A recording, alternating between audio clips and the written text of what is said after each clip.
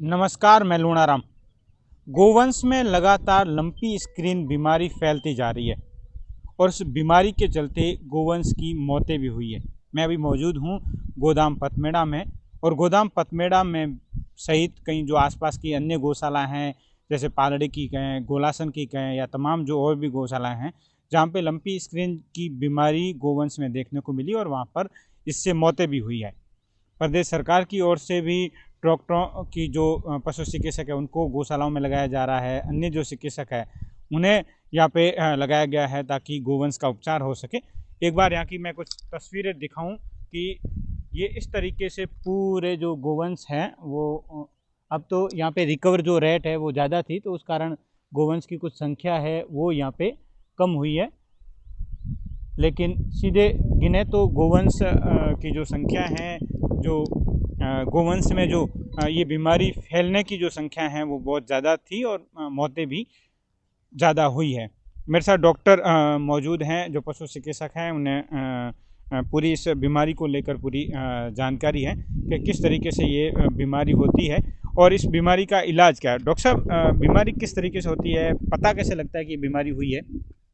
ये एक वायरल बीमारी है और जिस गोवंश में ये बीमारी होती है तो उसके चमड़ी पे जैसे ये फरफोले होते हैं उस टाइप के ये पूरे शरीर में वो फैलते हैं और उसको तेज़ बुखार आता है, चारा पानी छोड़ देता है और गोवंश मतलब बिल्कुल उदास हो जाता है, उसके आँखों में से पानी गिरता है, मुँह से लार गिरती है और ये उसके प्रारंभिक लक्षण हैं। फिर इसका इलाज क्या है? आप इलाज क्या क्या करते हैं जब इसमें हो जाता है, तो इलाज क्या होता है? वायरल जनित बीमारी है। वायरल जनित बीमारी का स्पेसिफिक तो कोई इलाज नहीं है, लेकिन उसको हम सिम्टोमेटिक ट्रीटमेंट करते हैं। जैसे बुखार कम करने की दवाई देते हैं और दूसरे सेकेंडरी इन्फेक्शन नहीं हो इसके लिए हम एंटीबायोटिक और उसको विटामिन्स देते हैं ताकि वो उनके शरीर में इम्यूनिटी बनी रहे, क्योंकि ये इम्यूनिटी जो उसकी जो अपने ये क्या बोलते हैं इसकी जो इम्यून सिस्टम है उसकी ये बीमारी है। ये जो वायरस है वो इम्यून सिस्टम पे अटैक करता है, इसलिए उसकी इम्यूनिटी कम हो जाती है।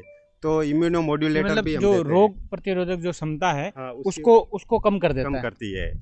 तो ये उसकी मुख्यतः रोग प्रतिरोधक क्षमता है उसको कम करती है ये वायरल, उसी पे ही अटैक करता है। तो इसकी वजह से उसको सेकेंडरी जो इन्फेक्शन नहीं हो इसके लिए हम इलाज करते हैं। इसमें इलाज में क्या क्या इंजेक्शन या क्या दवाइयाँ देते हैं और कितने टाइम तक ये रिकवर होने के चांसेज होते हैं? उसको मतलब जैसे कई इम्यूनिटी पे डिपेंड करता है।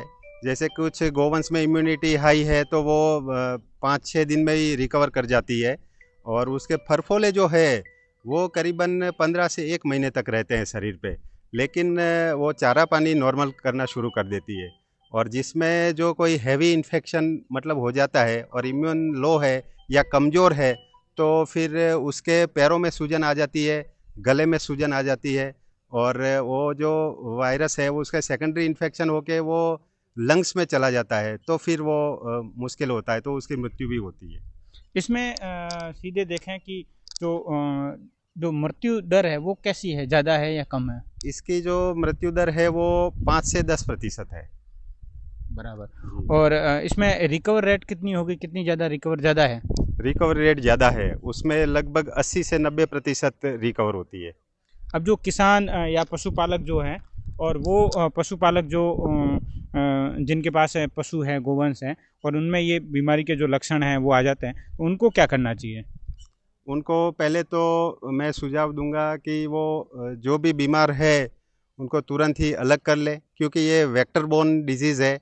तो ये मच्छर और ये स्पेसिफिक कोई मक्खी है उससे फैल रही है। अभी उसके ऊपर संशोधन हो रहे हैं क्योंकि ये इंडिया में ये नई बीमारी है और अपन को तो बस उसके प्रिवेंशन के लिए उसको अलग कर लें और जो उनके जो वाड़ा है उसमें उसमें ये नीम का वगैरह का धुआं भी कर सकते हैं और एक सोडियम हाइपोक्लोराइड करके एक सॉल्यूशन है उसका भी स्प्रे करवा सकते हैं और जो गोवंश के ऊपर अपने डेल्टा मेथ्रिन या साइपर मेथ्रिन का 1% सॉल्यूशन का भी स्प्रे करवा सकते हैं ताकि मक्खी मच्छर उसके ऊपर नहीं बैठे।